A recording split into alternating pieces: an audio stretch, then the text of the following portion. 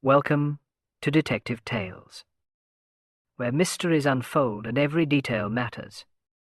Inspired by the timeless works of Agatha Christie, this channel brings you classic-style detective stories filled with suspense, hidden motives, and unexpected revelations. Here, you'll walk alongside brilliant minds like Hercule Poirot and Miss Marple, unraveling puzzles where nothing is quite as it seems. Prepare yourself for intrigue, atmosphere, and a journey into the golden age of detective fiction. The case begins now. Chapter 1. Death by the Hammer's Fall. The December wind whistled through the bare branches of the oak trees surrounding Thornfield Manor, carrying with it the first hints of winter's bite and the distant sound of church bells calling the faithful to evening service. Miss Jane Marple adjusted her woolen scarf more securely about her throat as she made her way up the gravel drive, her keen blue eyes taking in every detail of the imposing Georgian facade before her. The manor's windows blazed with warm yellow light, a welcoming sight on such a bitter afternoon, and the sound of animated conversation drifted from within. Such a worthy cause, she murmured to herself, clutching her small handbag more tightly. The annual Christmas charity auction at Thornfield Manor had become something of a tradition in recent years, drawing visitors from villages far and wide to bid on precious antiques donated by the local gentry. All proceeds were destined for the village orphanage, a cause close to many hearts, particularly at this season of goodwill. The great hall of Thornfield Manor had been transformed for the occasion.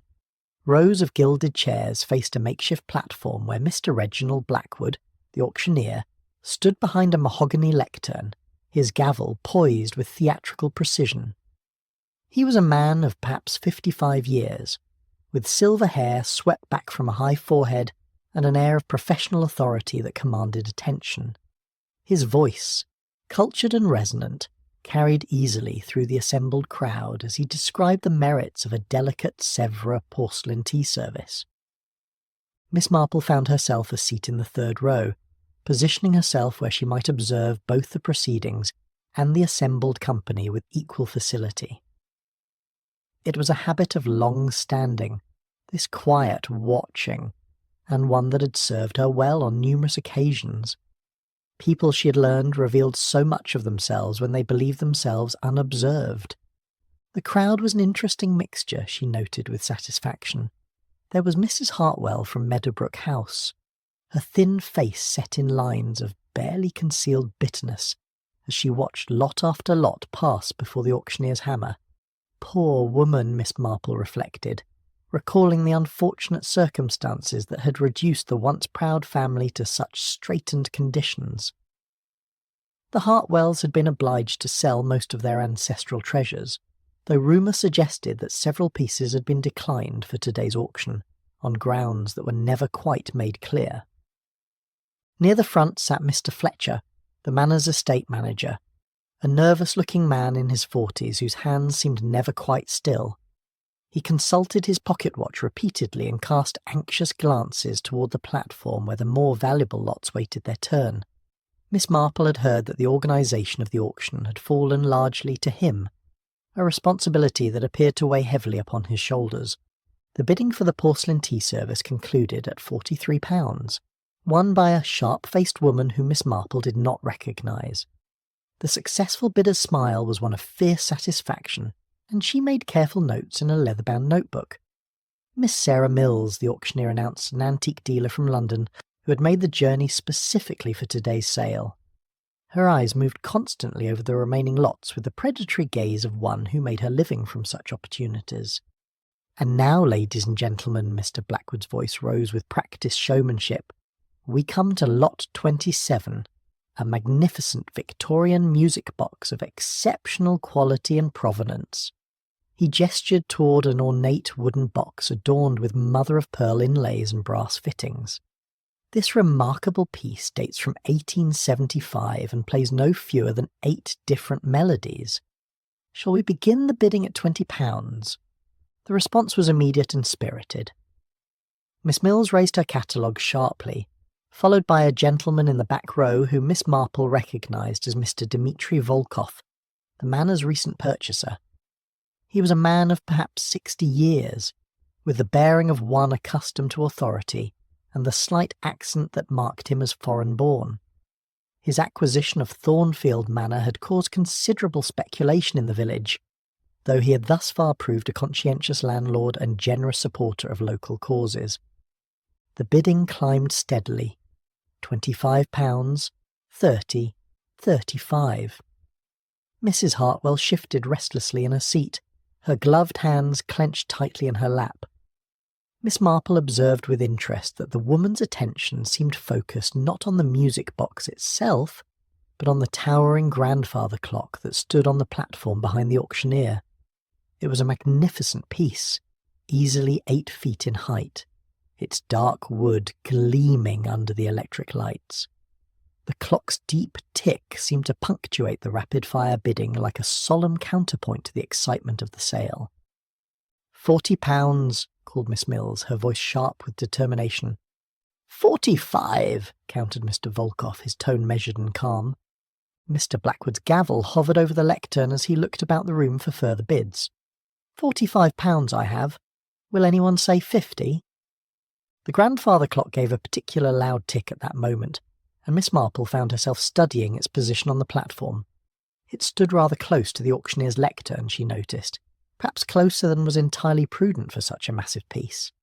The supporting platform appeared sturdy enough, but there was something about the clock's stance that struck her as odd, though she could not immediately place what it might be. £50! Miss Mill's voice cut through her musings. The bidding continued with increasing intensity, the price rising past £60 as the two principal bidders faced each other with the determined air of combatants. Mr. Blackwood orchestrated the contest with evident pleasure, his silver head turning from one to the other as the amounts climbed higher. It was at the moment when the bidding reached £75 that disaster struck. Mr. Blackwood raised his gavel with a flourish, preparing to bring it down with his customary authority, when the great-grandfather clock behind him gave what sounded almost like a mechanical sigh. Miss Marple watched in fascination and growing horror as the massive timepiece tilted slowly forward, its 8 feet of solid wood and brass moving with the inexorable weight of destiny. The auctioneer turned at the sound, his face registering first confusion, then alarm, then stark terror as he realised what was happening. He took a single step backward, raising one hand as if to ward off the falling giant, but it was far too late. The clock struck him with tremendous force, driving him to the floor of the platform with a sound that Miss Marple would remember for the rest of her days. The silence that followed was profound and terrible. Then, as if released from a spell, the assembled company erupted into cries of alarm and confusion.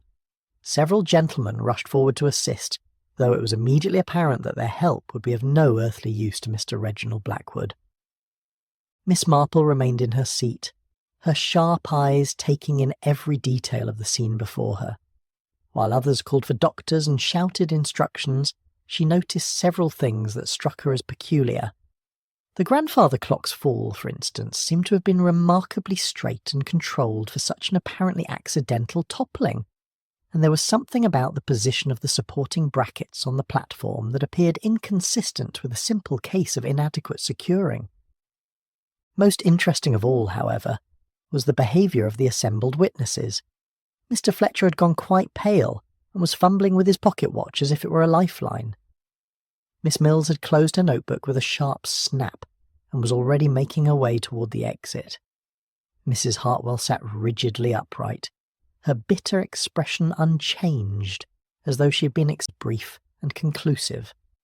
Mr. Reginald Blackwood was quite dead, apparently crushed by the weight of the antique timepiece that now lay across his still form, like some grim monument to the fragility of human existence. A terrible accident, Inspector Slack pronounced when he arrived some 20 minutes later. These old clocks are devilishly heavy things, should never have been positioned so close to where people were standing. Yes, Miss Marple said nothing, but her keen eyes continued their quiet observation. Accidents, in her long experience, were rarely as accidental as they first appeared, and there was something about this particular tragedy that reminded her most strongly of a similar incident many years ago in St Mary Mead, when old Mr Petherick's bookshelf had accidentally toppled over during a heated discussion about property boundaries.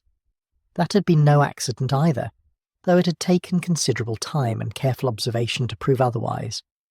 As the body was removed and the auction hastily cancelled, Miss Marple made her way quietly home through the December darkness, her mind already turning over the various inconsistencies she'd observed.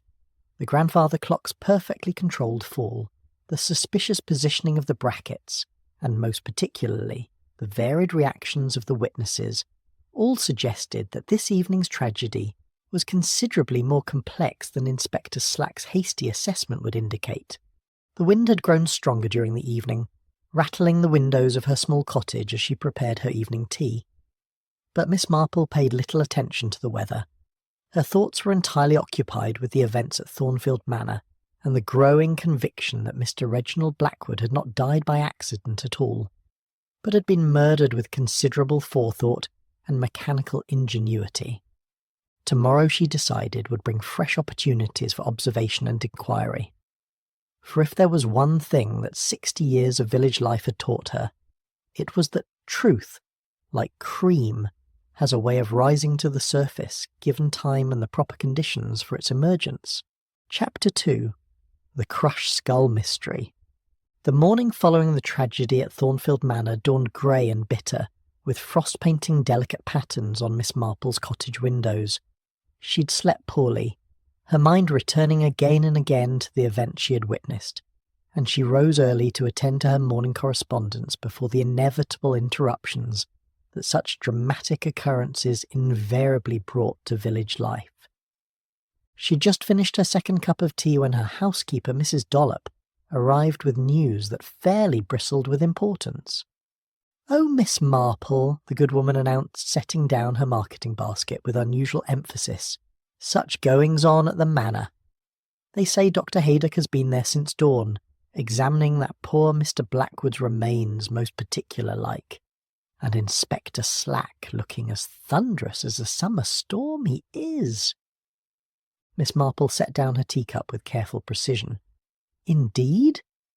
How very thorough of Dr Haydock, though I confess I should have thought his examination yesterday evening would have been quite sufficient for such a straightforward accident." Mrs Dollop's eyes gleamed with the satisfaction of one who possessed information of considerable value. "Well, that's just it, isn't it? Word is it wasn't so straightforward after all. Mrs Fletcher, that's the estate manager's wife, you know. She was helping with the clearing up, and she heard Dr Haydock tell the inspector that something wasn't right about the whole business. This intelligence confirmed Miss Marple's own suspicions most satisfactorily. She encouraged Mrs Dollop to share whatever additional details had reached her ears, which proved to be considerable. The village network of information, Miss Marple had long observed, rivalled the efficiency of the most sophisticated telegraph system. By mid-morning, Miss Marple had determined that a visit to Thornfield Manor would be both appropriate and potentially illuminating. Her ostensible purpose would be to offer condolences and assistance to Mr Fletcher, who must surely be overwhelmed by the practical difficulties resulting from yesterday's catastrophe. Such visits were, after all, the natural response of any properly constituted member of the community. She found Inspector Slack in the great hall, examining the platform where yesterday's auction had met such a violent conclusion. The grandfather clock had been moved aside, revealing a considerable depression in the wooden flooring where Mr Blackwood had fallen. The inspector's usual air of blustery confidence appeared somewhat subdued, and he greeted Miss Marple's arrival with the wary courtesy he typically reserved for situations that had grown unexpectedly complicated. "Miss Marple," he said, touching his hat brim with reluctant politeness, "I'm afraid this is rather a serious business now. Not quite the simple accident we first supposed." "How very distressing," Miss Marple replied, her tone conveying exactly the right degree of concern and curiosity. "I do hope there haven't been any additional complications." Inspector Slack's expression suggested that complications were precisely what had arisen. "Dr Haydock's examination has revealed certain irregularities It appears Mr. Blackwood sustained injuries that aren't entirely consistent with being struck by a falling clock. At that moment, Dr. Haydock himself emerged from a side room, his medical bag in hand and his usually genial countenance grave with professional concern. He nodded to Miss Marple with familiar courtesy before addressing the inspector. "I've completed my preliminary examination," he announced, his voice carrying the authority of long medical experience. "The situation is rather more complex than we initially believed. While Mr. Blackwood certainly died as a result of the clock falling upon him, there's clear evidence that he had sustained a severe blow to the skull before the clock struck him." Miss Marple's eyebrows rose in an expression of innocent surprise. A blow to the skull? How very peculiar! Could such an injury have resulted from his falling when the clock began to topple? Dr. Haydock shook his head with professional certainty. "I'm afraid not. The wound is quite specific. A crushing blow delivered with considerable force by a heavy rounded object. The pattern of the injury suggests something like a bronze ornament or similar implement. Most definitely not the result of a fall or the clock's impact." Inspector Slack's jaw tightened with the grim realization that his simple accident had transformed into something far more sinister. "You're saying someone struck Mr. Blackwood before the clock fell?" "That appears to be precisely the case, Doctor," Haydock confirmed. "The head wound would have been fatal in itself, though death wasn't instantaneous. Someone then positioned the body beneath the clock and arranged for it to fall, presumably to disguise the true cause of death." Miss Marple absorbed this information with the careful attention she typically devoted to particularly complex knitting patterns. The methodology suggested considerable planning and mechanical knowledge, qualities that limited the field of potential suspects considerably. "How fascinating," she murmured. "Rather like that unfortunate business with poor Mr. Cartwright in Little Wickham some years ago. He was found beneath a fallen garden wall, but it later emerged that he had been struck down first, and the wall toppled afterward to conceal the crime, though in that case the motive proved to be far simpler than anyone had imagined." Inspector Slack regarded her with the suspicious attention he reserved for Miss Marple's seemingly innocent observations. Experience had taught him that such comparisons often contained insights that his own investigative methods might overlook. "And what was the motive in that case?" he inquired, though his tone suggested he was not entirely certain he wished to know. "Blackmail," Miss Marple replied with quiet satisfaction. Mr. Cartwright had discovered certain irregularities in the church accounts and was demanding payment for his silence. The treasurer, driven to desperation, struck him down with a bronze candlestick and then arranged the wall's collapse to suggest an accident. The parallel was certainly suggestive, and Inspector Slack made careful notes while Dr. Haydock packed away his instruments. The possibility that Mr. Blackwood had been engaged in some form of questionable activity that might have prompted murderous retaliation was one that clearly required investigation.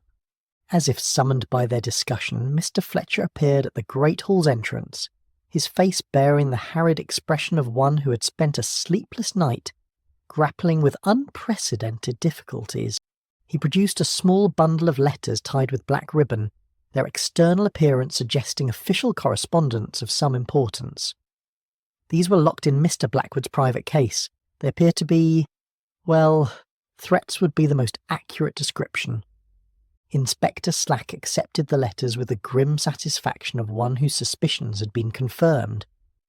The topmost envelope bore Mr. Blackwood's name in a bold, anonymous hand, while the postmark indicated delivery only 3 days previously. "Have you read them?" the inspector inquired. Mr. Fletcher nodded reluctantly.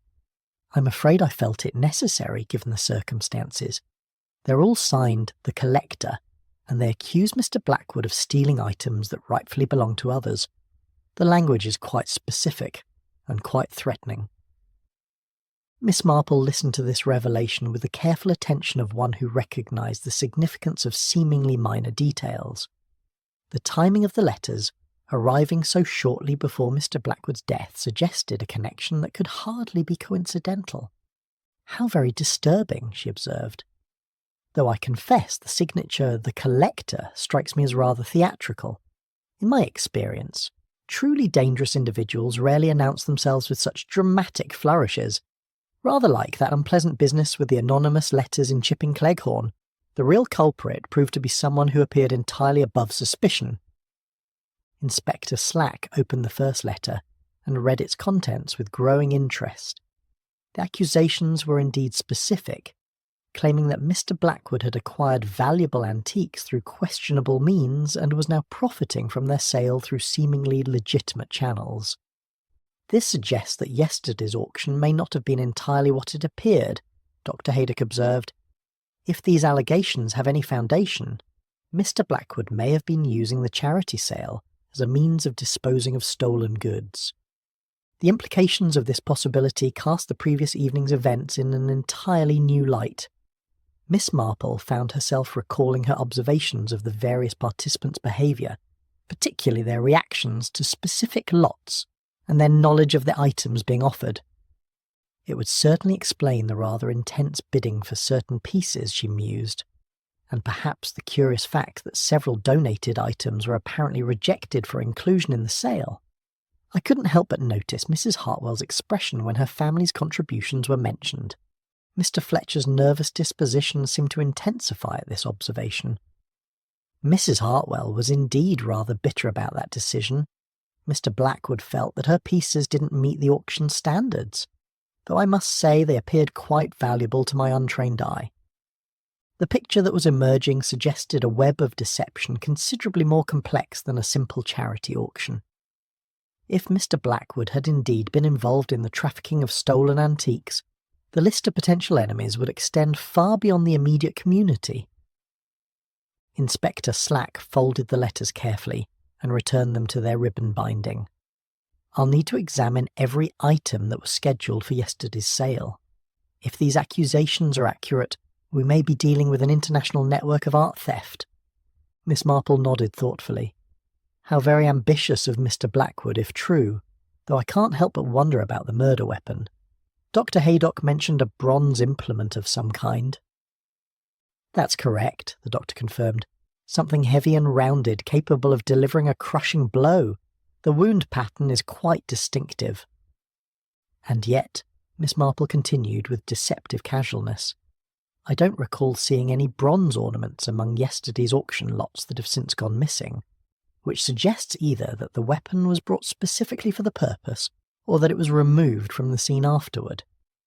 This observation prompted a thorough search of the great hall and surrounding rooms, though no weapon matching Dr. Haydock's description was discovered. The absence of the murder weapon suggested a killer with sufficient presence of mind to dispose of the evidence, even in the immediate aftermath of such a dramatic crime. As the morning progressed and the investigation deepened, Miss Marple found herself increasingly convinced that Mr. Blackwood's death represented far more than a simple case of revenge. The elaborate nature of the crime, the careful arrangement of the grandfather clock, and the systematic removal of evidence all pointed to a calculating intelligence that had planned every detail with meticulous care. The question that remained was whether this intelligence belonged to one of yesterday's auction participants, or whether the true killer had yet to reveal themselves among the growing circle of suspects and witnesses. Chapter 3. Secrets in the Antique Collection. The afternoon brought with it a thin, watery sunshine that did little to dispel the chill that had settled over Thornfield Manor like a physical presence. Miss Marple had remained at the manor at Inspector Slack's grudging invitation, her quiet manner and unobtrusive questions proving unexpectedly useful in the delicate business of examining the auction catalogue and its accompanying documentation. She sat now in the manor's morning room, the auction catalogue spread before her on a polished mahogany table, while winter light filtered through tall windows that overlooked the bare gardens. Each lot had been meticulously described, with accompanying photographs and certificates of authenticity that should have provided reassurance regarding the item's legitimate provenance.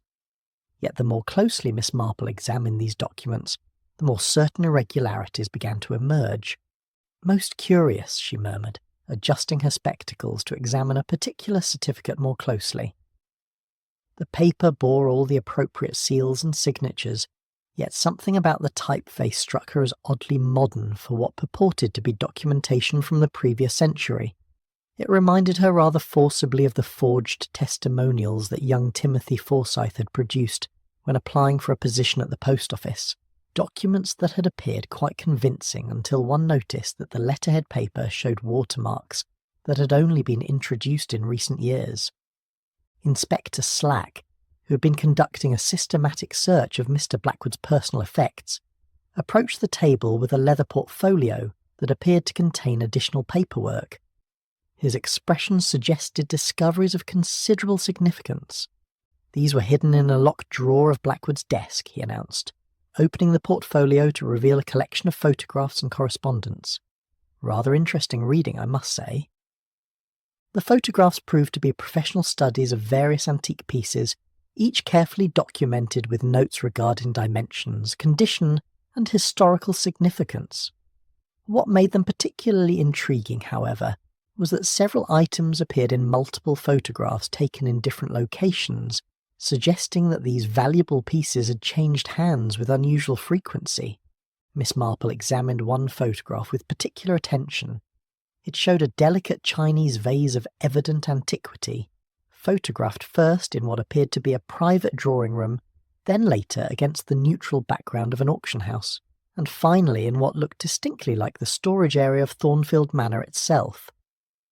How very systematic, she observed, rather like Mrs. Weatherby's photograph album of her prize roses, documenting each bloom from bud to full flowering, though in this case, I suspect we're looking at the progress of stolen goods from their original homes to their eventual sale. Inspector Slack nodded grimly. That's precisely what I'm beginning to suspect. Look at this correspondence. He produced a letter written on expensive stationery, its contents revealing a network of contacts across several European countries. The language was carefully neutral, referring to acquisitions and placement opportunities in terms that might have described legitimate business transactions to a casual observer. However, the underlying meaning was considerably more sinister. At that moment, Mr. Volkoff appeared in the doorway, his distinguished bearing somewhat subdued by the gravity of recent events. He requested permission to speak with Inspector Slack on a matter of some importance, and was invited to join their examination of the evidence. I feel I must be entirely frank about my reasons for purchasing Thornfield Manor, he began, his slight accent lending formality to his words. My presence here was not entirely coincidental. I have been investigating Mr. Blackwood's activities for the better part of 2 years. This admission created Mr. Volkoff's expression grew distant, as though he were looking back across years of painful memory. My family's estate in Eastern Europe was disrupted during the war. Many of our treasures were scattered, sold, or simply disappeared. I have spent considerable time and resources attempting to trace their whereabouts. He reached into his jacket and produced a small photograph, which he placed beside the auction catalogue. It showed a room of evident grandeur, its walls lined with paintings and display cases filled with precious objects. Several items were immediately recognisable from the auction material spread across the table. This photograph was taken in my family's home in 1938, Mr. Volkoff continued. Many of these pieces have appeared in various auction houses across Europe over the past decade, always with impeccable documentation regarding their provenance. Documentation which I now believe to have been entirely fabricated. Inspector Slack leaned forward with sharp interest. You're saying that Blackwood was trafficking in stolen war loot? That is precisely what I am saying, Mr. Volkoff confirmed.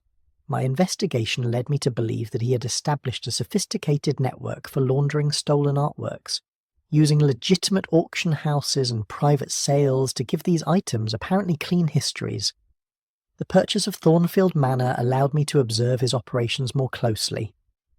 Miss Marple found this revelation deeply disturbing, though not entirely surprising given the evidence that had been accumulating.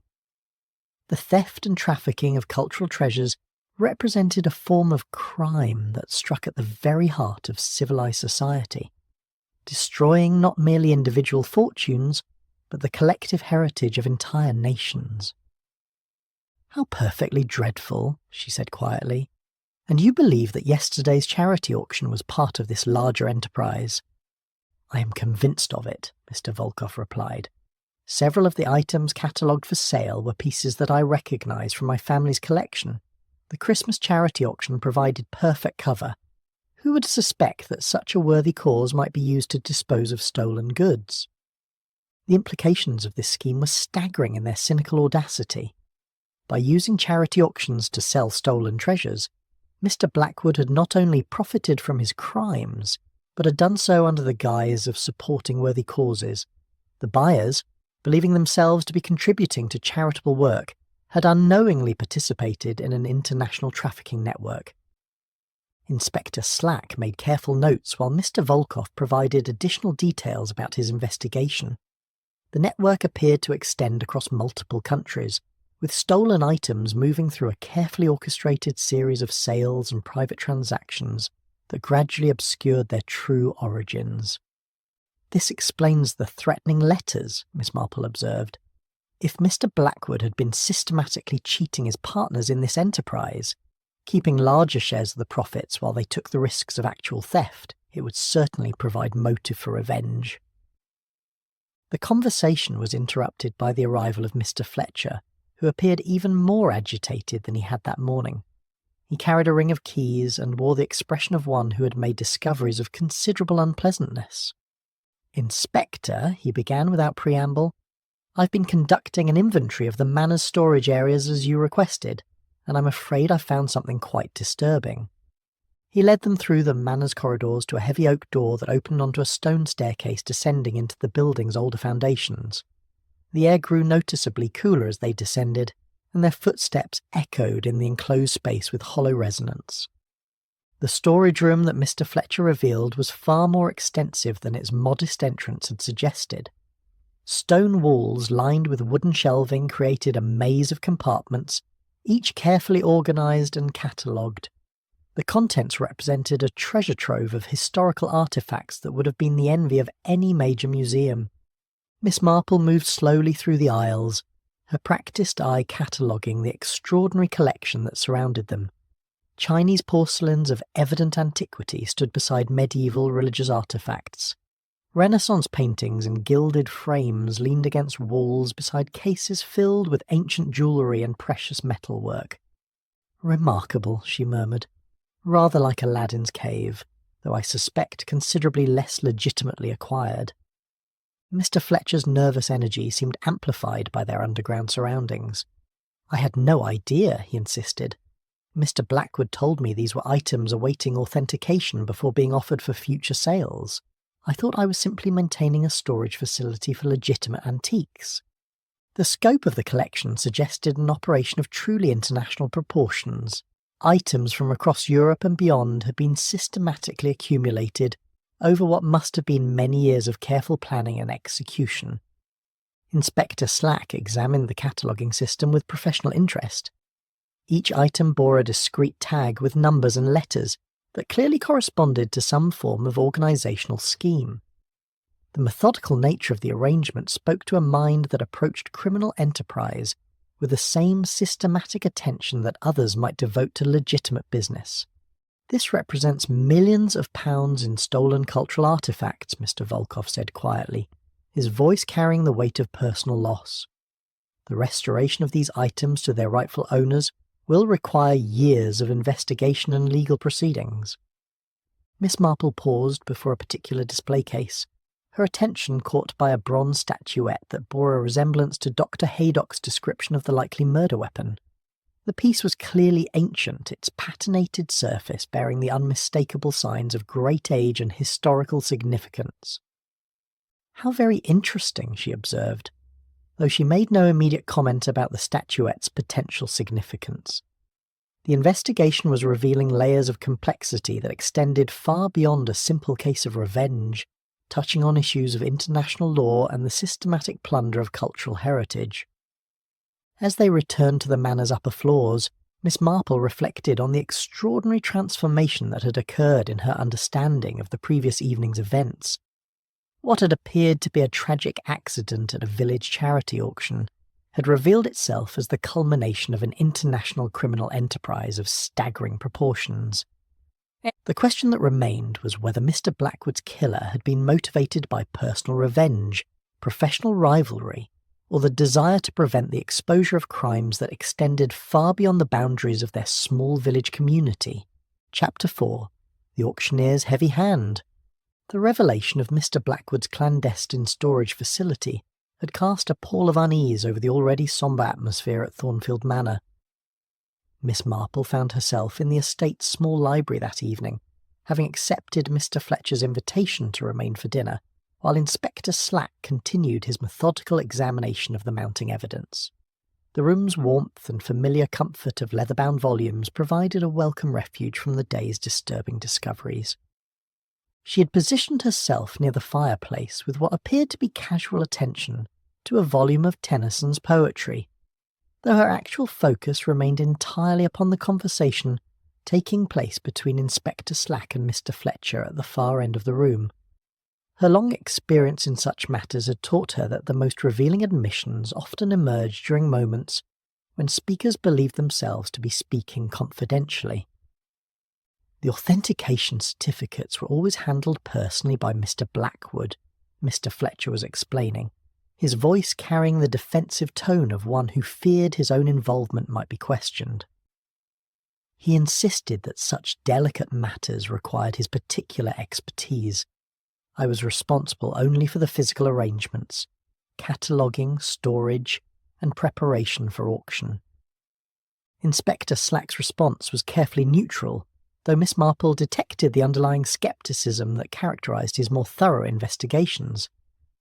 And you never questioned the frequency with which valuable pieces appeared in your inventories, or the rather remarkable consistency with which items of such quality became available for sale.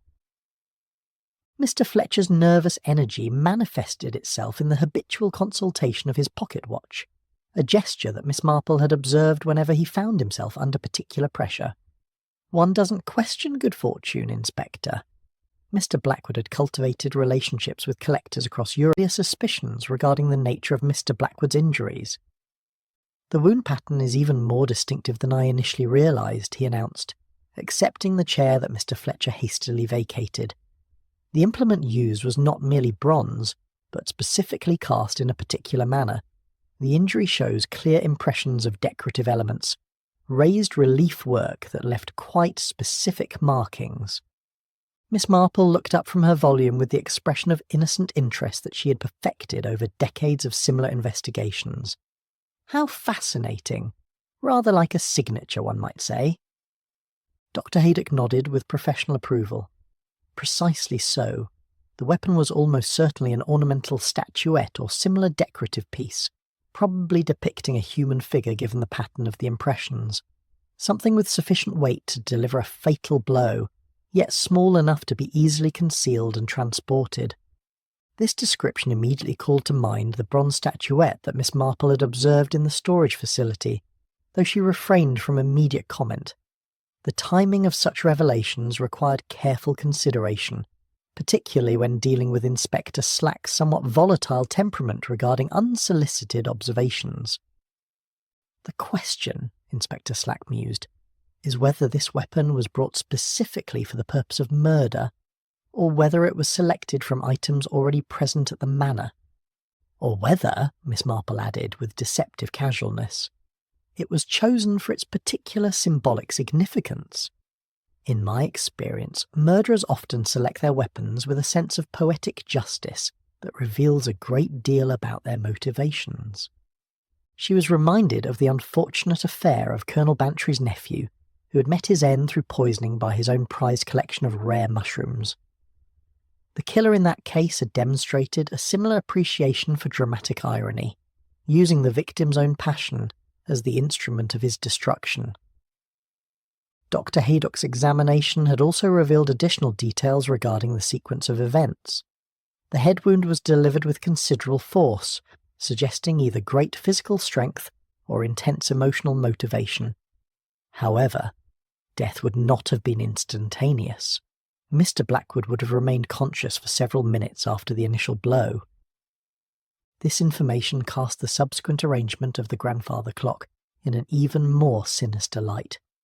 The killer had not merely struck down his victim, but had then calmly proceeded to position the body and trigger the elaborate mechanism that would disguise the true nature of the crime. Most methodical, Miss Marple observed, though I confess I find myself wondering about the timing of the clock's fall. 7 minutes you mentioned yesterday, Inspector. Inspector Slack consulted his notes with the thoroughness that had begun to characterize his investigation. According to witness statements, approximately 7 minutes elapsed between the conclusion of the bidding and the clock's collapse. Several people remarked upon the delay, though at the time it seemed merely an unfortunate coincidence. 7 minutes, Miss Marple repeated thoughtfully. Sufficient time for the killer to strike the blow, position the body, and trigger whatever mechanism caused the clock to fall. It suggests someone with intimate knowledge of both the manor's layout and the mechanical properties of that particular timepiece. Mr. Fletcher's expression grew increasingly troubled as the implications of this analysis became clear. The grandfather clock had been positioned on that platform for several days before the auction. Anyone with access to the manor could have examined its construction and stability. But how many people would have possessed the engineering knowledge necessary to create a delayed mechanism? Dr. Haydock inquired. Such a device would require both mechanical understanding and careful preparation. Miss Marple set aside her volume of poetry and rose to examine a framed photograph on the mantelpiece that showed Thornfield Manor during its Victorian heyday. The image revealed extensive grounds and outbuildings that spoke to the property's former status as a working estate. Mr. Fletcher, she said gently, I believe you mentioned yesterday that you had some experience in construction work before accepting your position here. The estate manager's face flushed with what appeared to be embarrassment rather than guilt. Indeed, Miss Marple, I trained as a carpenter and mason before the war. The practical skills proved useful when Mr. Volkoff required someone capable of maintaining a property of this complexity. Inspector Slack made careful note of this admission, though he refrained from immediate comment. The revelation that Mr. Fletcher possessed exactly the sort of mechanical knowledge that would be required to construct the clock's delayed mechanism placed him in a distinctly uncomfortable position regarding the investigation. Such skills must have been invaluable during the war, Miss Marple continued with apparently casual interest. I imagine you saw considerable service in the engineering corps. Royal Engineers, Mr. Fletcher confirmed, his nervous energy now manifesting itself in the unnecessary rearrangement of papers on a nearby desk. We were responsible for construction and demolition work throughout the European campaign. One learned to be quite resourceful with limited materials and time constraints. The conversation was interrupted by the arrival of a constable bearing additional correspondence that had been discovered among Mr. Blackwood's personal effects. These are quite recent, he announced. Communications with associates in London, Amsterdam and Prague. The language is carefully coded, but the meaning is clear enough. Blackwood was planning to conclude his operations here and relocate to South America. Miss Marple received this intelligence with the careful attention she devoted to all significant revelations. How very convenient, rather like Mrs. Henderson's sudden departure for Australia just before the irregularities in the church bazaar accounts came to light, though in her case, the intended destination suggested a more permanent arrangement. The implications of Mr. Blackwood's planned departure were clear enough. The Christmas charity auction had been intended as his final operation, allowing him to dispose of the most valuable items in his collection before disappearing with the accumulated profits of years of systematic theft. Someone discovered his plans, Inspector Slack concluded grimly. Someone who couldn't afford to let him escape with evidence that might implicate them in his crimes. Miss Marple nodded thoughtfully. Or someone whose personal losses were so profound that simple financial considerations paled beside the need for justice. Revenge, Inspector, is often a more powerful motivation than mere profit. As the evening deepened and the winter wind began to rattle the library's windows, Miss Marple found herself contemplating the complex web of relationships and motivations that had led to Mr. Blackwood's violent end. The investigation had revealed a criminal enterprise of international scope, touching lives across multiple countries and decades. The question that remained was which of these powerful motivations had finally overcome the normal constraints of civilized behavior, transforming someone from the ranks of respectable society into a calculating murderer capable of such elaborate and cold-blooded revenge. Chapter 5. Murder Most Brutal. The following morning brought with it a peculiar quality of light that seemed to leach colour from the winter landscape, leaving Thornfield Manor standing like a monochrome photograph against the grey December sky. Miss Marple had risen early, her mind exercised by the various threads of evidence that had emerged during the previous day's investigations, and she found herself drawn once again to the great hall where the tragedy had unfolded. Standing alone in the vast space with only the faint tick of a distant clock to mark the passage of time, she contemplated the physical requirements that the murder would have demanded. Unlike the genteel poisonings that had characterized so many of the criminal cases in her experience, this death had required both considerable physical strength and a peculiar form of mechanical ingenuity that spoke to a mind both practical and vengeful. The positioning of Mr. Blackwood's body beneath the grandfather clock had been achieved with mathematical precision, suggesting someone entirely comfortable with matters of weight, balance, and structural engineering. More disturbing still was the emotional coldness required to complete such an elaborate charade while the victim lay dying from his initial injuries. Inspector Slack's arrival interrupted her contemplation, his expression bearing the focused intensity that had come to characterize his investigation as its true complexity became apparent. He carried with him a leather satchel containing what appeared to be additional correspondence and documentation. "Miss Marple," he greeted her with a grudging respect. Books, correspondence, and photographic records painted a picture of operations that extended across multiple countries and involved dozens of co-conspirators. "The scope is truly remarkable," Inspector Slack observed. "Blackwood wasn't merely trafficking in stolen goods, he was orchestrating thefts to order, identifying specific pieces that would command high prices and then arranging for their acquisition through his network of associates." Miss Marple examined a particular photograph with careful attention. It showed a country house in what appeared to be the process of being burgled, with figures visible in the background systematically removing valuable items. The professional quality of the documentation suggested that these criminal activities had been recorded for purposes of later authentication and sale. "How very methodical," she murmured, rather like Mrs. Pemberton's systematic approach to her prize-winning garden competitions. Every detail planned and executed with military precision, though in this case the harvest was considerably less innocent. The records revealed that several recent country house burglaries had been orchestrated by Blackwood's network, with items stolen to order based on specific requests from collectors who were willing to pay premium prices for pieces of particular historical significance. The charity auction system provided the perfect means of laundering these stolen treasures, giving them apparently legitimate provenance while generating substantial profits. "The psychological aspect troubles me considerably," Miss Marple continued, studying a detailed plan of a country estate marked with notations regarding security arrangements and the location of valuable items. "This represents a form of violation that extends beyond mere theft. It's the systematic destruction of family heritage and cultural memory." Inspector Slack nodded grimly. "The financial losses alone represent millions of pounds. But you're quite right about the deeper significance. Some of these stolen pieces are irreplaceable links to family history and national heritage." At that moment, Mr. Fletcher appeared at the doorway, his usual nervous energy amplified by what appeared to be considerable distress. He carried a small wooden box that he placed upon the table with hands that trembled slightly. "Inspector," he began, his voice carrying a note of barely controlled emotion, "I've discovered something in the storage facility that I believe you should see immediately." The box contained a collection of military medals and decorations, their ribbons faded with age but their significance unmistakable. Each medal bore engraving that identified it as belonging to specific individuals who had served with distinction during the Great War. Miss Marple lifted one of the medals with the reverence due to such symbols of sacrifice and service. "These represent the very highest forms of human courage and dedication," she said quietly. "To steal such items is to commit a form of sacrilege that strikes at the heart of everything we hold sacred." Mr. Fletcher's distress became more apparent as he explained the circumstances of his discovery.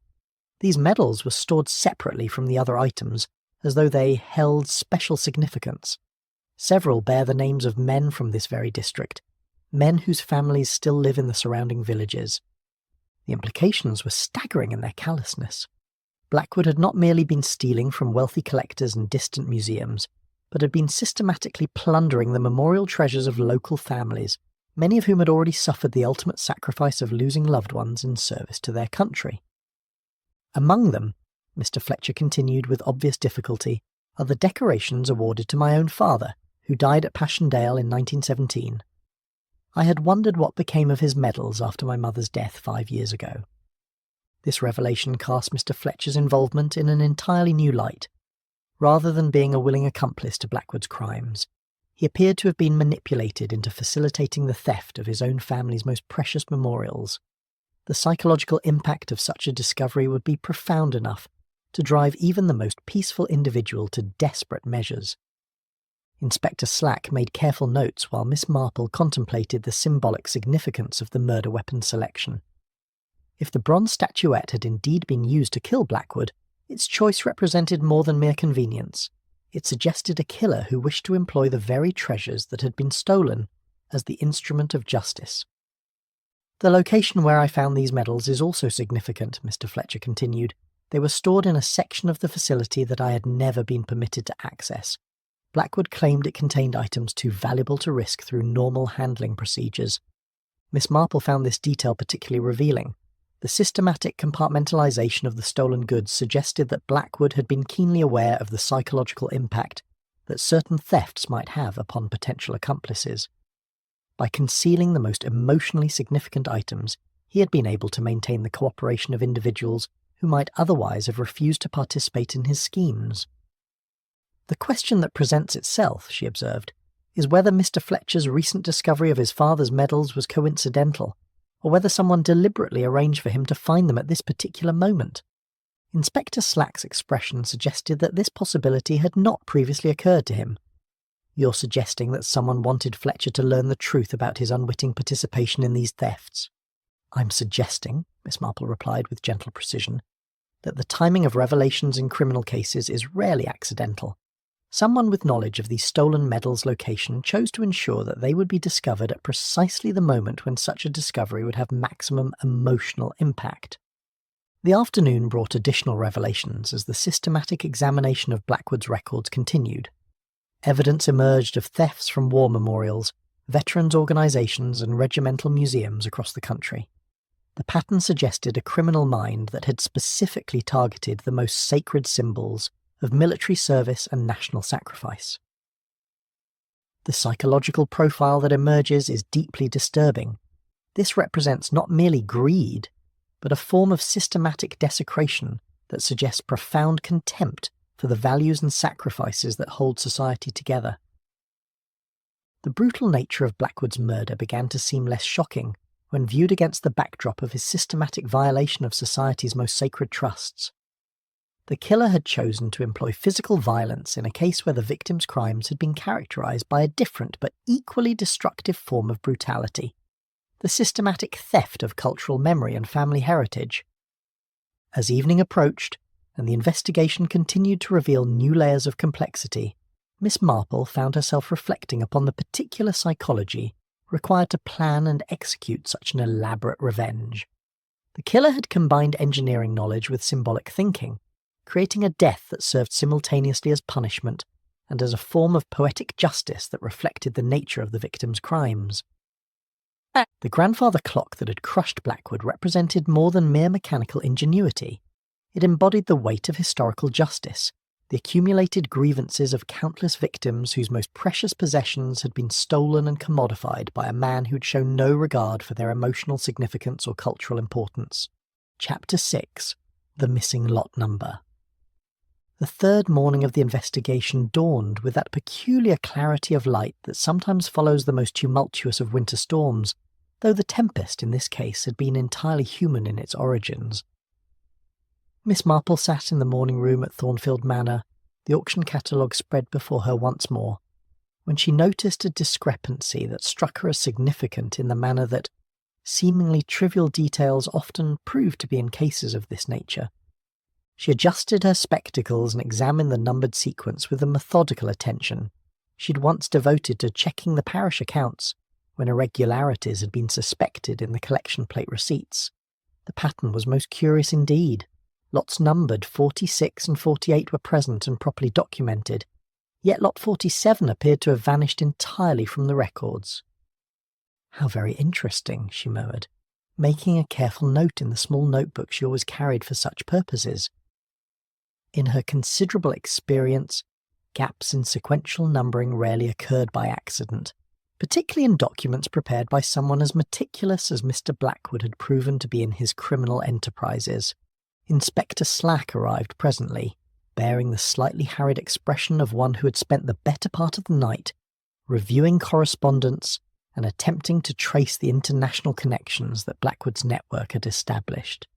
He accepted the cup of tea that Miss Marple had thoughtfully prepared with the grateful manner of a man who had come to appreciate the small courtesies that made difficult investigations somewhat more bearable.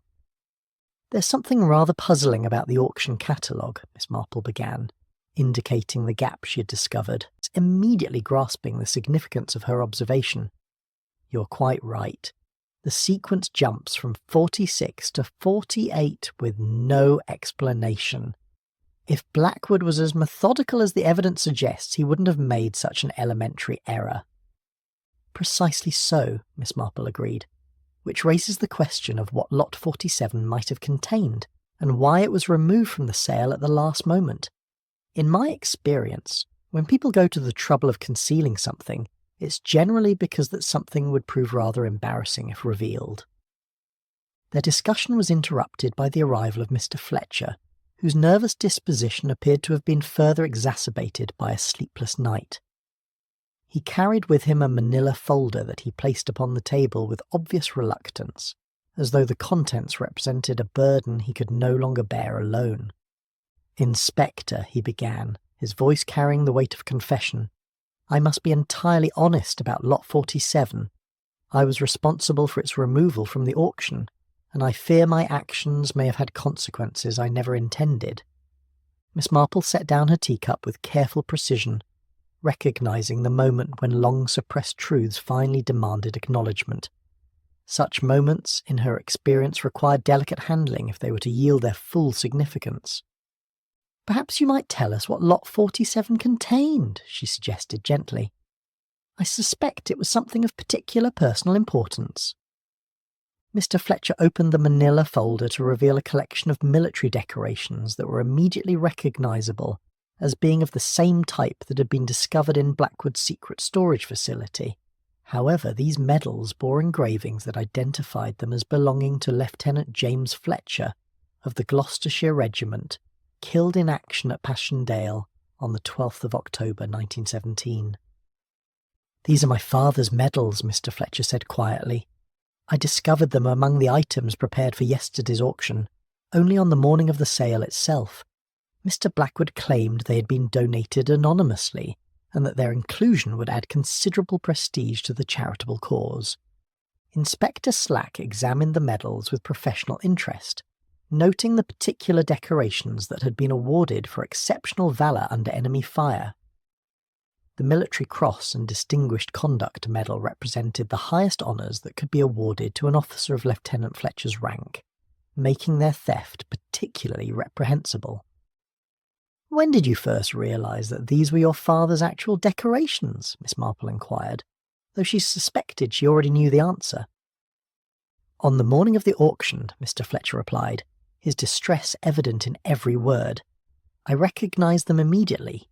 The engravings, the specific combination of awards, even a small dent in the military cross that had occurred during the action for which it was awarded. My mother had shown them to me countless times when I was a child." The implications of this discovery cast the events of that tragic evening in an entirely different light. Mr. Fletcher had been faced with the realisation that his employer had not merely been trafficking in stolen goods, but had specifically targeted the most sacred memorials of his own family's sacrifice. "What did you do when you made this discovery?" Inspector Slack asked, though his tone suggested he had already formed certain suspicions regarding the answer. "I confronted Mr. Blackwood immediately," Mr. Fletcher admitted. "I demanded to know how he had acquired my father's medals and insisted that they be removed from the auction at once. The conversation became rather heated." Miss Marple could well imagine the nature of such a confrontation.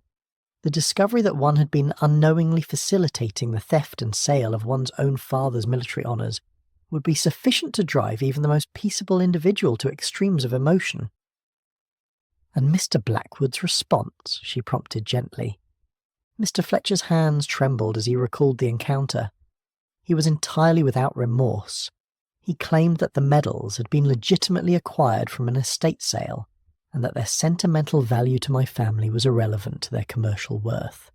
He suggested that if I found the situation distressing, I was free to seek employment elsewhere. The callousness of such a response revealed much about Blackwood's character and the contempt he held for the emotional significance of the items he trafficked. To dismiss a son's anguish over his father's stolen decorations as mere sentimentality demonstrated a form of moral blindness that made his subsequent fate seem almost inevitable. "The argument took place in the storage facility," Mr. Fletcher continued. "Mr. Blackwood was examining items for the final time before the auction began. He had in his hands a bronze statuette, a figure of a Roman soldier that had been donated some weeks earlier. During our confrontation, he struck the table with it repeatedly, emphasizing his points with considerable violence." Miss Marple exchanged a meaningful glance with Inspector Slack. The bronze statuette that Mr. Fletcher described matched perfectly with Dr. Haydock's assessment of the likely murder weapon, and its presence in Blackwood's hands during their heated argument provided a clear connection between the morning's confrontation and the evening's tragedy. "What happened then?" Inspector Slack asked, his professional interest now sharply focused. "I left him there among his stolen treasures," Mr. Fletcher replied bitterly. "I removed my father's medals from the auction lots and locked them in my own office safe. But the damage to my peace of mind was irreparable. For years I had been facilitating the very crimes that had robbed my family of our most precious possessions. The psychological impact of such a realization could hardly be overstated. Mr. Fletcher had discovered that his unwitting cooperation had made him complicit in desecrating his father's memory, a discovery that would weigh heavily upon any man's conscience." "The bronze statuette," Miss Marple observed carefully. "Did Mr. Blackwood retain it after your argument?" "He was still holding it when I left," Mr. Fletcher confirmed. "He seemed quite attached to it, actually. He claimed it was a particularly fine example of Roman military art, worth considerably more than most people would realise." The irony was bitter indeed, that Blackwood should meet his end through the agency of a statuette depicting a Roman soldier, struck down while surrounded by the very military decorations he had stolen from the families of Britain's own fallen warriors. The symbolic appropriateness of such justice was almost too perfect to be entirely coincidental. As the morning progressed and additional details emerged, Miss Marple found herself contemplating the terrible weight of discovery that had fallen upon Mr. Fletcher's shoulders. To learn that one's trusted employer had systematically robbed one's own family while maintaining a facade of respectability would be sufficient to shatter even the strongest character. The question that remained was whether the knowledge of his father's stolen medals had merely provided motive for murder, or whether the psychological shock had been sufficient to transform a decent man into a calculating killer, capable of the mechanical ingenuity that Blackwood's death had required. Chapter 7. A Bid for Revenge. The afternoon of the third day brought with it a most unexpected development in the form of Mrs. Hartwell's unannounced arrival at Thornfield Manor. Miss Marple, who had been examining the manor's extensive library for any additional insights into its recent history, observed through the tall windows as the widow's familiar black motor car proceeded up the gravel drive with the determined purpose of one who had reached certain irrevocable decisions. Mrs. Hartwell's appearance had always suggested a woman acquainted with grief, but today her austere bearing seemed to have acquired an additional quality of grim resolution. She was admitted to the morning room where Inspector Slack had established his temporary headquarters, her manner indicating that she bore information of considerable significance. "Inspector," she began without preamble, her voice carrying the crisp authority of one accustomed to managing substantial domestic establishments.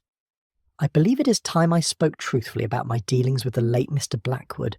My silence has been motivated by considerations that I now realise were both selfish and potentially obstructive to justice."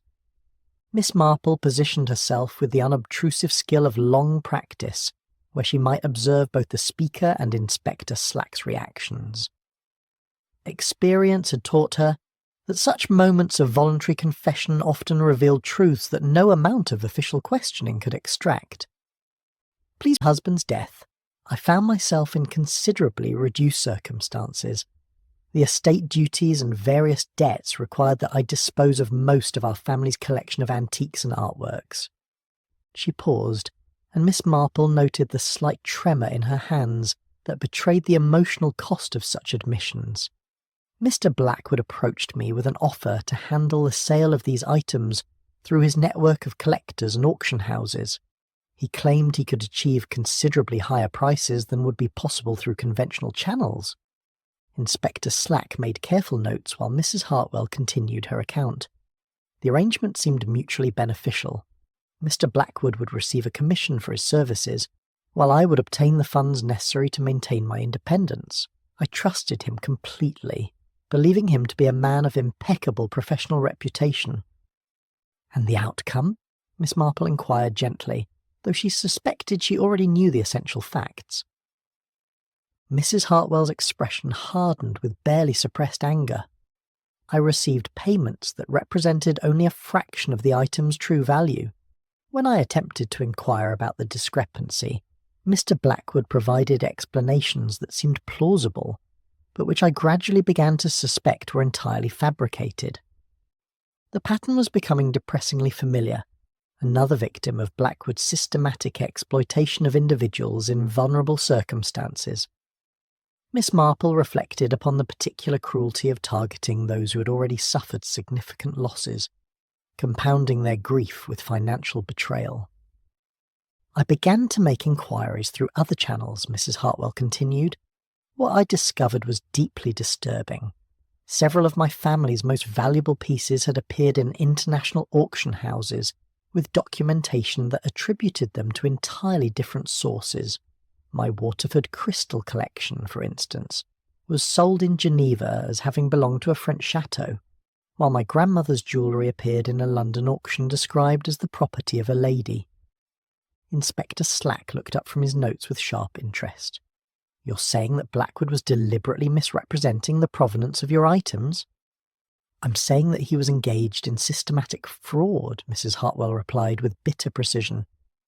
"He would purchase items from desperate sellers at below-market prices, then create false documentation that would allow him to sell them at their full value, while keeping the substantial difference for himself."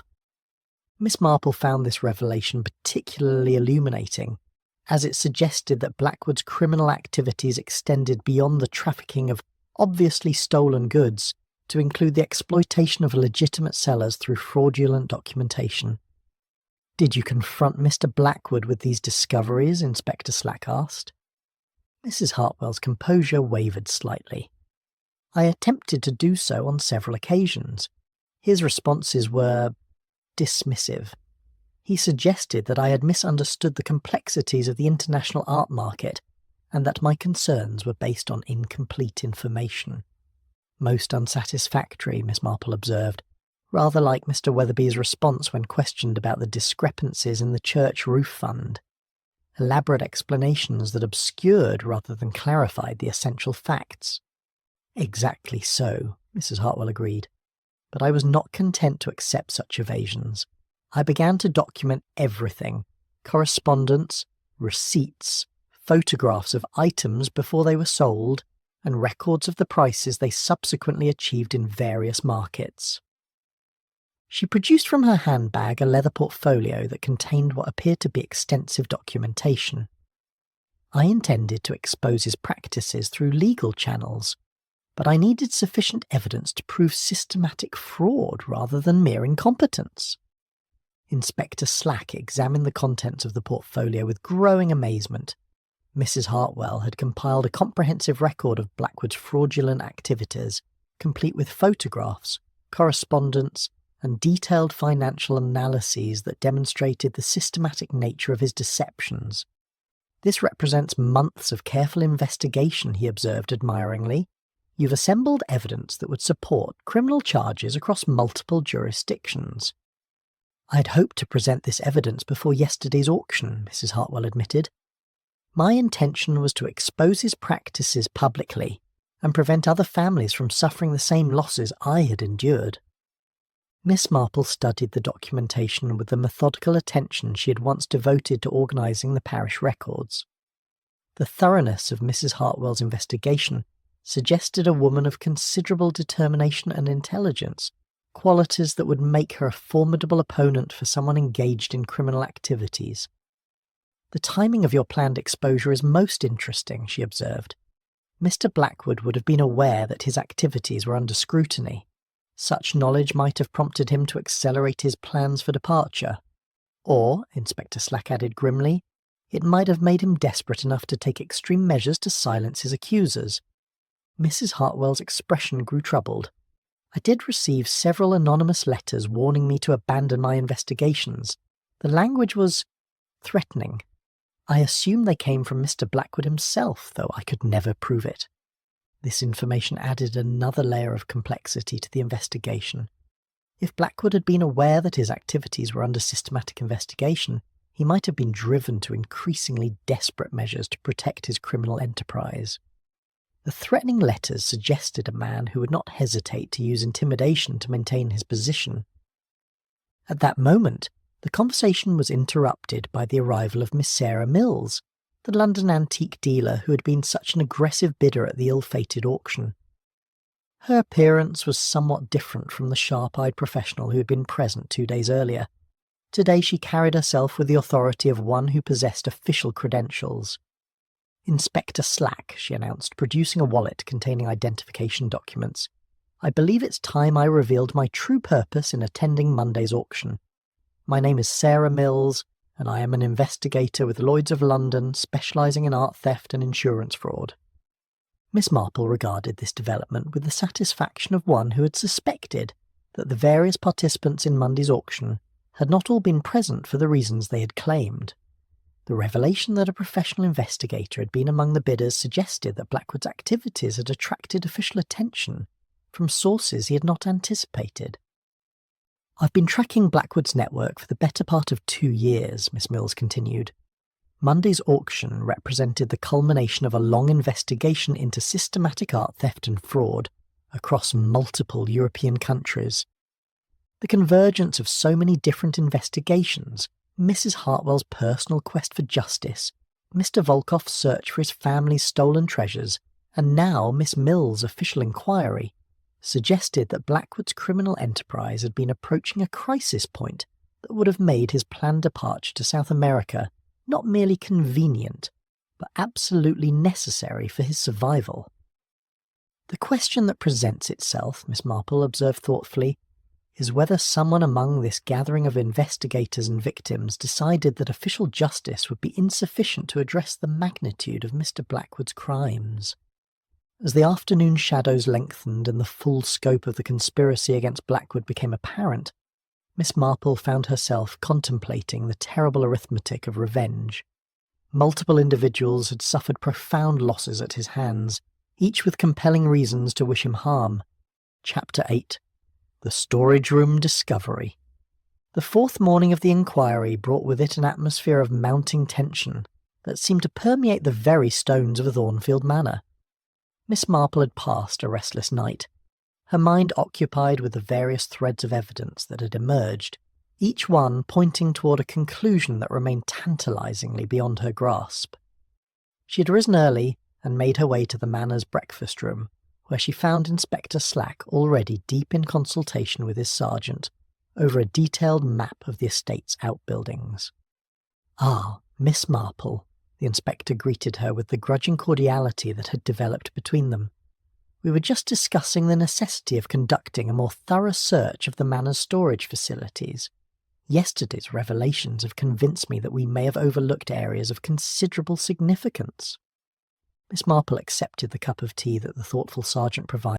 which had eventually been discovered in the bell tower of all places, concealed by someone who had calculated that such an obvious hiding place would be the last location anyone would think to examine thoroughly. Inspector Slack spread the estate map across the breakfast table, indicating several areas that had not yet received detailed attention. The manor's foundations include a network of cellars and storage chambers that date back several centuries. Fletcher has provided us with keys to the areas he was aware of, but there may be additional spaces that were known only to Blackwood himself. The prospect of exploring the manor's hidden recesses held considerable appeal for Miss Marple, whose long experience in village mysteries had taught her that the most significant secrets were invariably concealed in the most unexpected locations. She expressed her willingness to participate in the search, a suggestion that Inspector Slack accepted with the pragmatic recognition that her observational skills had proven invaluable to the investigation. The exploration began in the basement areas adjacent to the storage facility, where Blackwood's collection had been discovered. The stone corridors extended further than the original architectural plans had suggested, indicating modifications and expansions that had been made over the centuries without being properly documented. It was Miss Marple who first noticed the discrepancy in the corridor's proportions that suggested the presence of a concealed chamber. The spacing between the doorways appeared inconsistent with the rooms they accessed, creating a gap that could only be explained by the existence of an additional space. Most curious, she observed, examining the stone wall with the methodical attention she had once devoted to identifying the source of mysterious draughts in the parish vestry. Unless architectural principles have changed considerably since this manor was constructed, there should be a room of substantial size behind this wall. Inspector Slack's examination revealed what appeared to be the outline of a doorway that had been carefully sealed with stones that matched the surrounding wall. The craftsmanship was sufficiently skilled that the concealment would have escaped casual observation, but close inspection revealed the telltale signs of relatively recent construction. The process of opening the sealed chamber required considerable effort, and the services of a local mason, but the results more than justified the expenditure of time and energy. The hidden room proved to contain a collection of artefacts that dwarfed even the impressive accumulation they had discovered in Blackwood's primary storage facility. The chamber was considerably larger than its concealed entrance had suggested, extending deep into the manor's foundations with walls lined by custom-built shelving and display cases. The contents represented what could only be described as a private museum of stolen cultural treasures, each piece carefully catalogued and preserved with the attention to detail that one might expect from a legitimate institution. Miss Marple moved through the collection with growing amazement at its scope and quality. Renaissance paintings by masters whose names were familiar to even the most casual student of art history shared space with medieval manuscripts, ancient Greek statuary, and Egyptian artifacts of museum quality. The accumulated value of the collection would undoubtedly run into millions of pounds. "Remarkable," she murmured, pausing before a display case containing what appeared to be a collection of Roman military artifacts. This represents decades of systematic acquisition through the most sophisticated criminal network I have ever encountered. Inspector Slack's attention was drawn to a particular section of the chamber where items appeared to have been recently handled. Fresh dust patterns on the shelving indicated that several pieces had been removed and replaced within the past few days, suggesting that Blackwood had been making final selections for Monday's auction. Among the recently disturbed items was an empty pedestal that bore a small placard identifying it as the display location for a bronze statuette of a Roman centurion, dated to the 2nd century and acquired from a private collection in northern Italy. The absence of the piece from its designated location was particularly significant, given Dr. Haydock's description of the likely murder weapon. "The Roman soldier," Miss Marple observed with quiet satisfaction. "I believe we may have found the original location of the weapon that ended Mr. Blackwood's life." The discovery provided the final link in the chain of evidence that connected the murder weapon to Blackwood's collection of stolen artifacts. The bronze centurion had not been brought to the manor specifically for the purpose of murder, but had been selected from among the stolen treasures that surrounded its owner at the moment of his death. Inspector Slack examined the pedestal and its identifying placard with professional interest. According to these records, the statuette was stolen from the Villa Adriana outside Rome 3 years ago. It's described as one of the finest examples of Roman military art in private hands. The symbolic appropriateness of the weapon selection was almost too perfect to be entirely coincidental. That Blackwood should meet his end through the agency of a Roman centurion, surrounded by the accumulated plunder of his criminal career, suggested a killer with a highly developed sense of poetic justice. Further exploration of the chamber revealed evidence of the systematic documentation that had characterized all of Blackwood's activities. Detailed records showed the provenance of each item, the circumstances of its acquisition, and its eventual disposition through various sales channels. The files read like a catalogue of cultural destruction, documenting the systematic plunder of museums, private collections, and archaeological sites across Europe and beyond.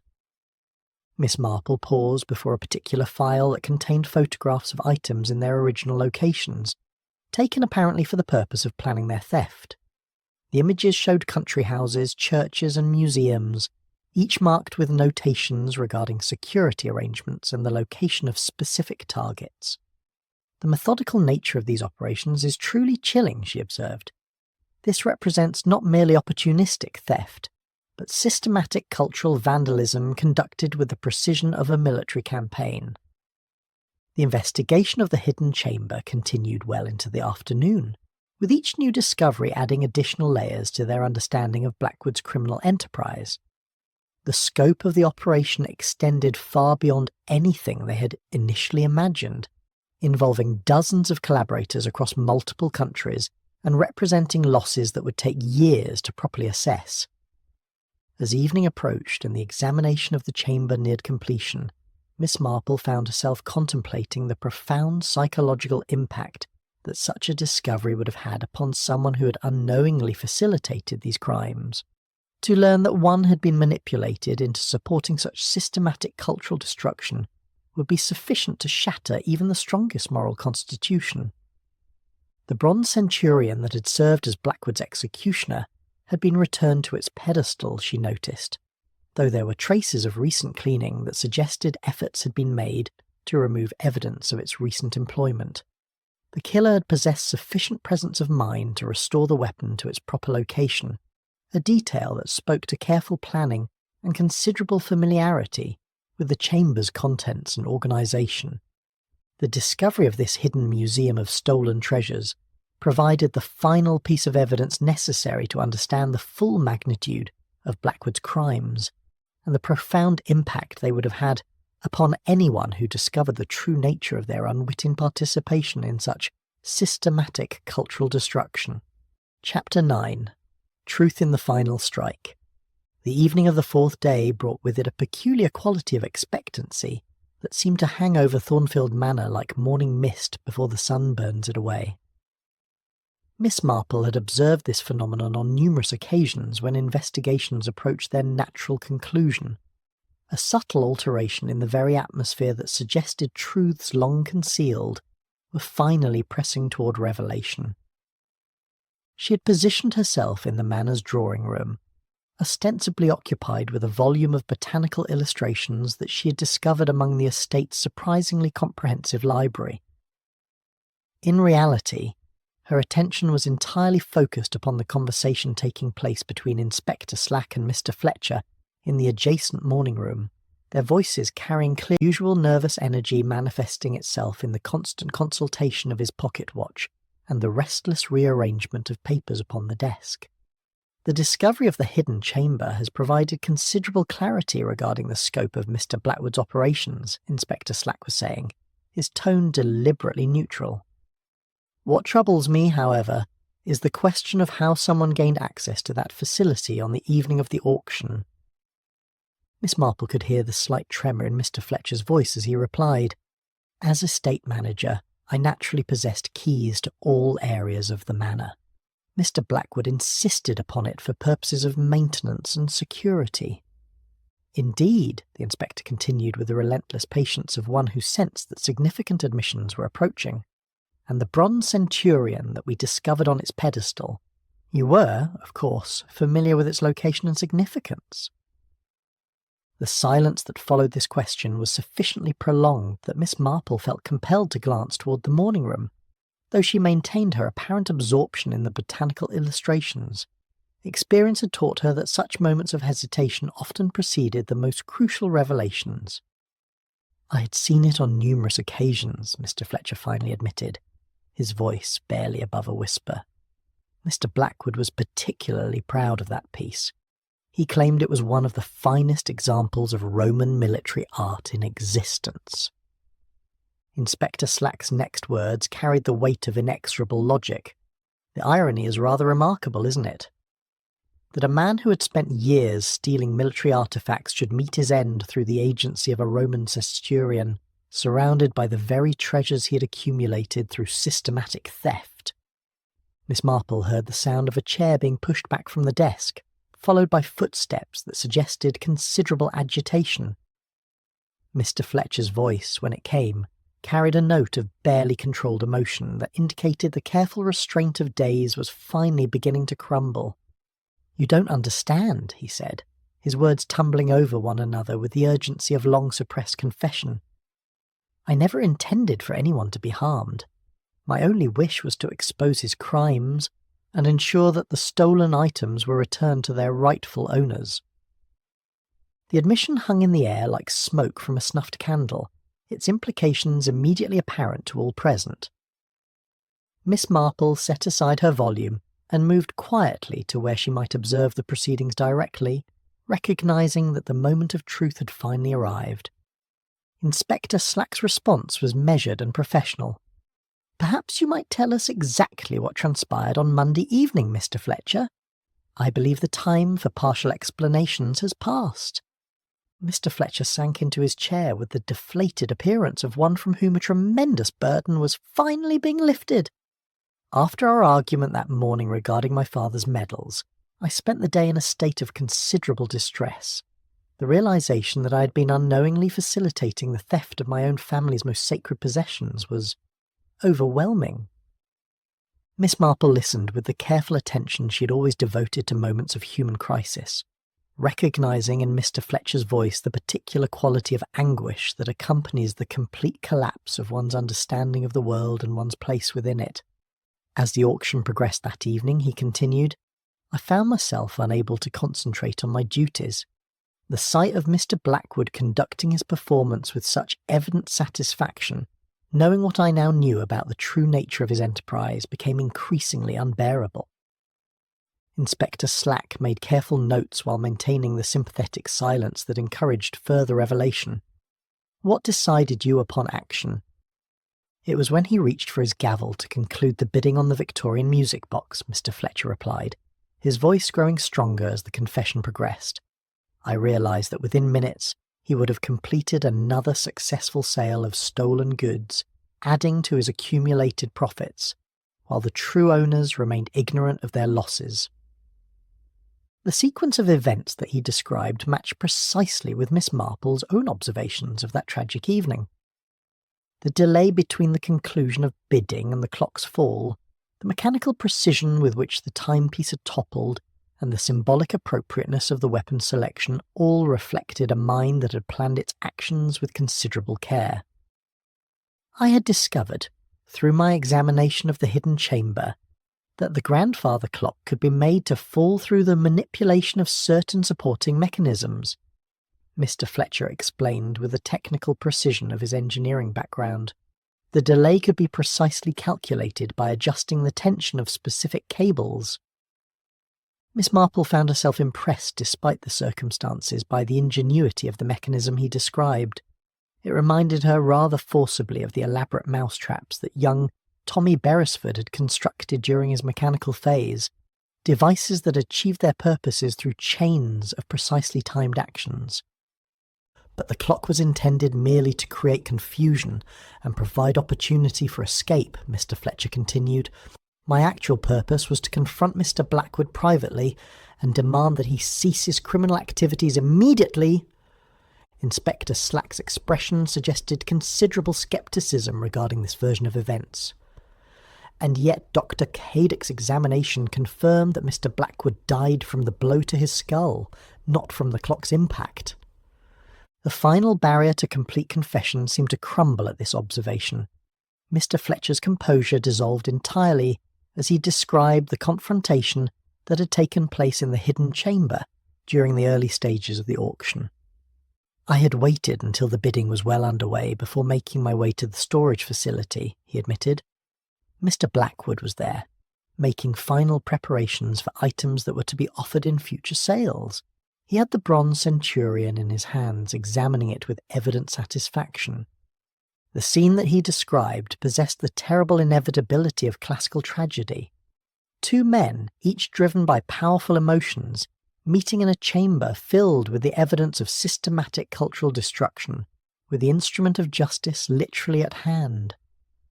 When I confronted him with my knowledge of his crimes, particularly the theft of war memorials and veterans' decorations, his response was one of complete indifference.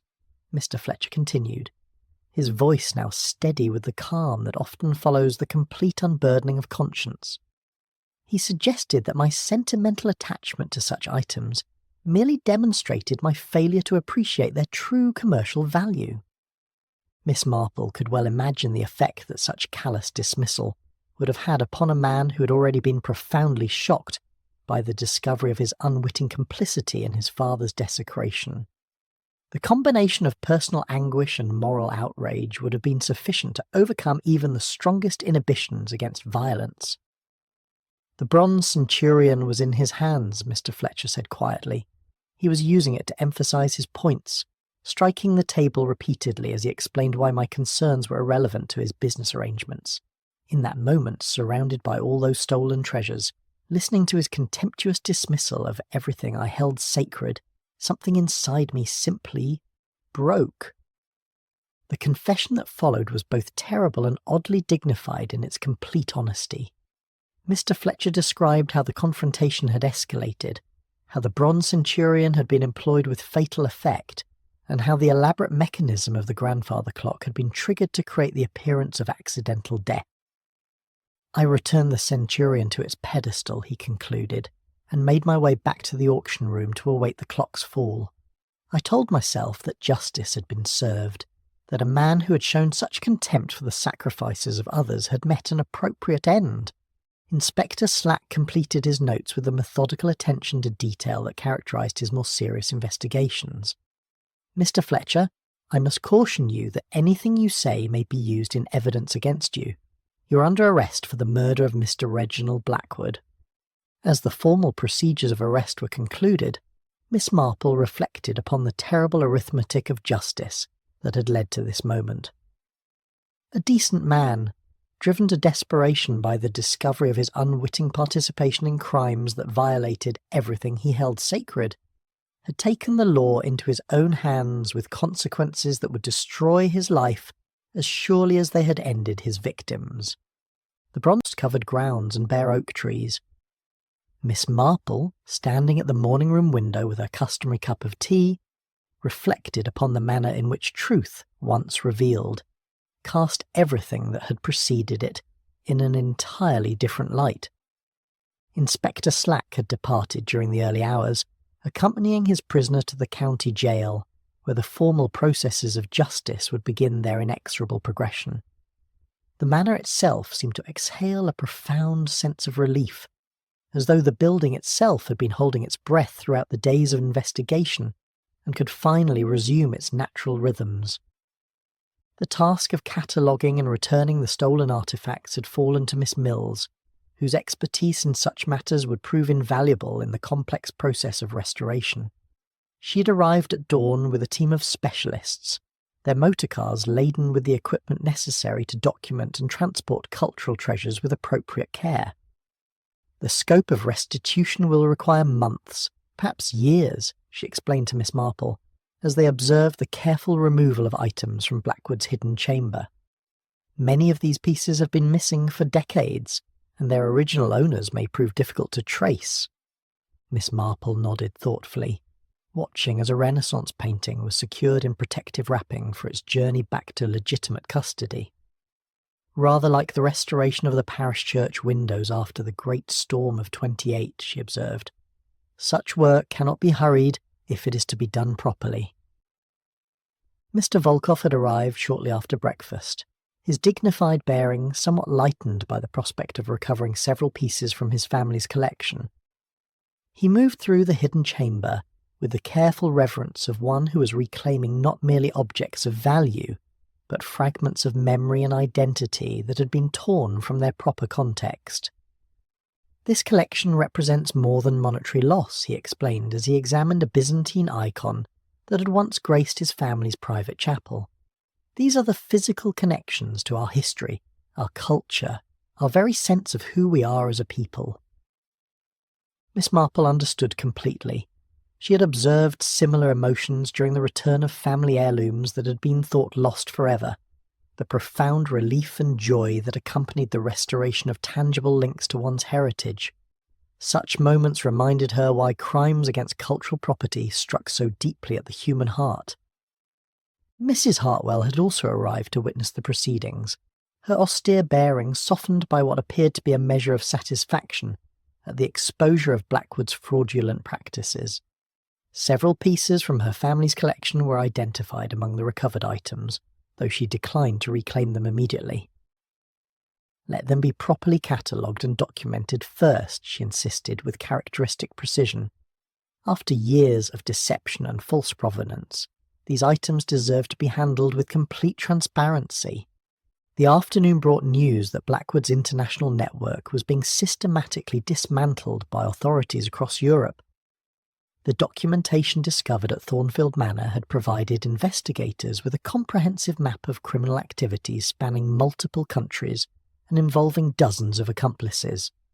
The full extent of the losses may never be completely calculated, Miss Mills reported, as she supervised the careful packing of ancient Greek pottery. But the recovery of this collection represents one of the most significant victories against organised art theft in recent memory. Miss Marple found herself contemplating the curious mathematics of justice that had brought these events to their conclusion. Mr. Fletcher's desperate act had inadvertently exposed crimes that might otherwise have continued indefinitely, allowing countless additional victims to suffer losses they would never have understood. The moral complexities of the situation were considerable. While no civilized society could condone the taking of life, even in circumstances of profound provocation, it was impossible to ignore the fact that Fletcher's actions had ultimately served the cause of justice for hundreds of victims across multiple countries. There will be mitigating circumstances to consider at his trial, Inspector Slack had observed before his departure. The discovery of his father's stolen medals, the psychological impact of learning about his unwitting complicity, and the systematic nature of Blackwood's crimes will all weigh heavily with any jury. As evening approached and the day's work of cataloguing and removal neared completion, Miss Marple made her way to the Manor's small chapel, a modest stone building that had served the spiritual needs of Thornfield's inhabitants for several centuries. The space possessed the particular quality of peace that she had always associated with places dedicated to quiet contemplation. She was not surprised to find that she was not alone in seeking such solitude. Mr. Volkoff knelt before the altar, his hands clasped in what appeared to be prayer, though whether of gratitude, supplication, or mourning she could not determine. The recovery of his family's treasures had clearly been accompanied by the reopening of old wounds that time had only partially healed. "I have been thinking about forgiveness," he said quietly, acknowledging her presence without turning from his contemplation of the simple wooden cross that adorned the altar. "My faith teaches that we must forgive those who wrong us, but I confess I find it difficult to extend such mercy to those who would systematically destroy the cultural heritage of entire peoples." Miss Marple settled herself in one of the plain wooden pews that lined the chapel's modest nave. "Forgiveness, I have found, is often less about the person who has wronged us than about our own need for peace," she replied gently, though I have also observed that justice and mercy need not be considered mutually exclusive concepts. Their conversation was interrupted by the arrival of the local vicar, who had come to conduct the evening service that had been temporarily suspended during the investigation. The Reverend Dr. Clement possessed the comfortable, scholarly bearing that Miss Marple had always associated with clergymen who combined genuine faith with intellectual rigour. "I trust the day's proceedings have gone satisfactorily," he inquired, his tone carrying the careful neutrality that characterised his approach to the more complex moral questions that arose in parish life. "As satisfactorily as such matters ever do," Miss Marple replied, "though I confess I have been struck by the curious way in which instruments of destruction can be transformed into agents of justice and restoration." The vicar's eyebrows rose with scholarly interest. "You're referring to the grandfather clock, I presume? I understand it has been restored to working order." Miss Marple nodded. "The village council has decided to place it in the War Memorial Hall, where its chimes will mark the hours in memory of those whose sacrifices were dishonoured by theft. Rather fitting, I think, that something which was used to disguise murder should now serve to honour the memory of the fallen."